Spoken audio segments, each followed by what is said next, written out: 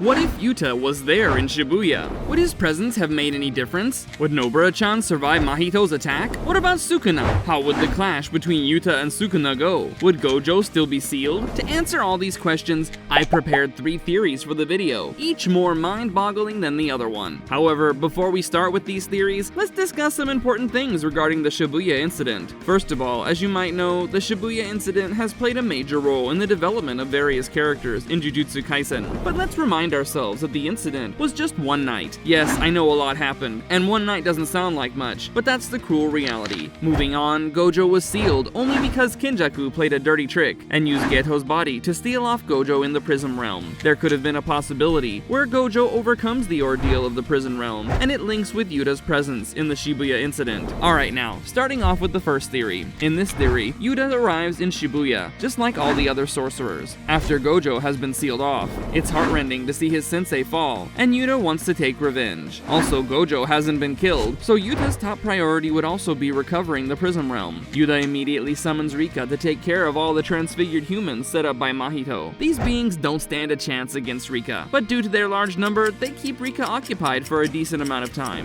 Yuta enters the basement and stops Chozo. Now there are 2 possibilities. First, Yuta fights Chozo and kills him. Second, Chozo says he's not interested, and Yuta moves on. Chozo was in the fight, owing to his personal interests regarding Yuji more than fighting for Kenjaku's sake. Also, if Chozo doesn't fight Yuji and realizes him as a brother, that would be a major drop in disappointment. So Chozo said he's uninterested, and Yuta goes on to awaken Dagon in his actual form in the lower level. Dagon sends some big water waves at Yuta, and since the water is at a low level, Yuta might get drowned unless he kills Dagon swiftly. Rika is still busy with the transfigured humans, and Yuta uses his domain to counter the drowning problem. I know it's early, but Yuta has his domain ready for a long time in the anime, and he's only used it recently in the manga. Dagon doesn't stand a chance inside the Yuta domain, and is killed off instantly. After that, Nanami, Maki, and Nabito catch up with Yuta. Toji's body also jumps into the scene, and sensing a huge amount of cursed energy inside Yuta, he kicks Yuta outside and engages in a fight with him. In the meantime, Jogo arrives and fries our sorcerers to a crisp. Ouch, that's tragic. Rika is now free, and she continues to Yuta's location. Yuta asks her to deal with Toji, and he goes back to see his fallen comrades. Yuta is heartbroken, but since he can use the reverse curse technique, he heals his comrades and saves their lives. At this point, the fight between Jogo and Sukuna rages on. Yuta looks at the intensity of the fight and waits until it finishes. He engages in a fierce battle against Sukuna, but alas, 15-finger Sukuna is too much for him to handle alone. He uses his domain for the second time, but Sukuna easily counters it. Since Yuta has used a huge amount of his cursed energy as well, he falls at the hands of Sukuna. The rest of the Shibuya incident goes just like in the original anime, but Nanami and Nabito don't die.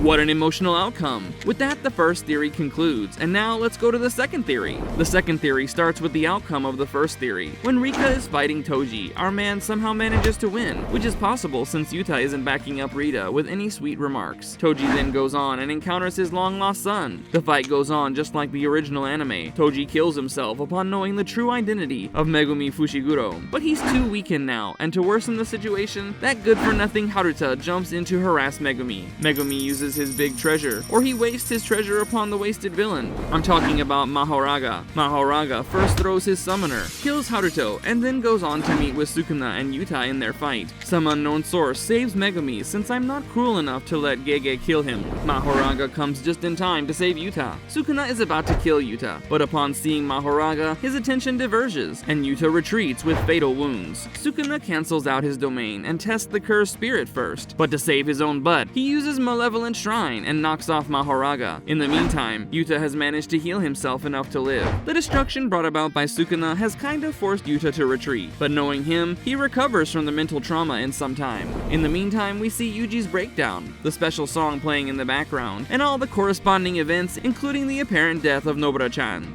Cruel Gege. Yuta jumps into the fight against Mahito, and he sees Yuji's declaration of saving humans. He kind of forgets the other side of Yuji, that is Sukuna, and overlooks his whole mental trauma thing. He helps Yuji fight the cursed Mahito. If I forgot to mention, Mahito also kills Nanami in this timeline. I didn't kill him, Gege did, so don't take revenge on me, please. Never mind. Yuta, along with Yuji, kills Mahito faster, and Todo's Boogie Woogie also lives. Boogie Woogie was Todo's curse technique, which allows him to swap places. Immediately after that, Kenjaku, along with Uraume, arrive at the scene. Kenjaku considers it in his best interest to flee the battleground. Uraume uses her frozen poison curse technique to hold everyone in place. They start running, but Rika comes in later. Toji doesn't actually fully decapitate Rika, since she cannot be killed unless in her awakened form. Rika stops Uraume, while Chozo jumps in and fights Kenjaku. Yuki also arrives, and Yuta recovers. With their combined forces, Kenjaku and Uraume don't stand a chance, unless the wicked old Kenjaku does something, which he does. He throws Prism Realm to diverge the sorcerer's attention, unleashes all of his engulfed cursed spirits, and flees on the dragon cursed spirit with Uraume. A satisfying ending indeed. But wait, we have one more theory.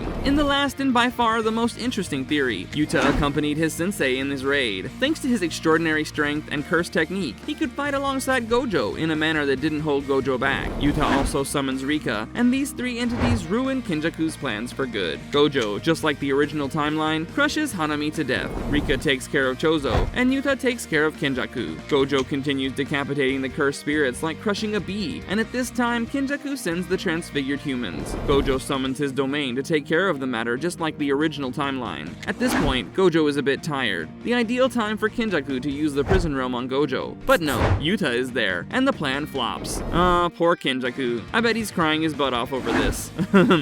Sorry, I got carried away with the satisfaction. Gojo gets to know the plan and decapitates Kenjaku on the spot, with the last interaction being, "You were my best friend." Then Gojo gives attention to the other cursed spirits. Seeing Jogo, Gojo remembers how he survived their past encounter, so he makes sure to eradicate him for sure this time. In the meantime, let's hope Chozo gets those crazy flashbacks and immediately switches sides with the sorcerers. I ain't gonna kill him in my writing. Moving on, Mahito, being the clever bastard he is, tries to run from the situation by creating a duplicate, but Gojo is too smart to fall for that dirty trick. Moreover, he's strong enough. He humiliates Mahito, overspeeds him, and kills both of his bodies. Yes, Nanami is also saved, along with Nobara. Nanami even fulfills his dream and goes to the Malaysian shores. Later on, he also marries that girl from the bakery and lives a happy life. Kenjaku, before dying, sent out a cursed spirit, which takes Sukuna's finger from Jogo. The cursed spirit is after Yuji. It defeats him and makes him eat the 10 fingers. Ghetto's girls, Mimiko and Nanako, are also present at the place, and unfortunately, they die at the hands of awakened Sukuna. Sukuna learns that Kenjaku's plans flopped, and he laughs it off. He continues to wreak havoc among Shibuya, and Uraume also jumps into the scene. Gojo comes in to stop Sukuna. Although Gojo wins easily, their fight causes several buildings to fall to the ground. Yuta and Rika confront Uraume and stop her from entering the fight. As far as Dagon is concerned, he uses his domain expansion to trap the sorcerers, just like in the original anime. But Toji jumps into the domain and kills the cursed spirit. Technically speaking, he might have gone for Gojo, Yuta, and Sukuna since they're more powerful, but let's say they're too far for Toji to sense right now. Toji meets the same outcome after recognizing his son. Haruta forces Megumi to use Mahoraga. At this point, Gojo has dealt with Sukuna. Yuji recovers, and Gojo meets with Mahoraga. He knows the full potential of Mahoraga and immediately uses his domain expansion to kill him before he can adapt to anything. And that concludes the Shibuya incident. If that wasn't satisfying, I don't know what would be. Nevertheless, if the situation were a bit different, Toji might even join the sorcerer side and get his senses back. But perhaps that's the topic of some other video.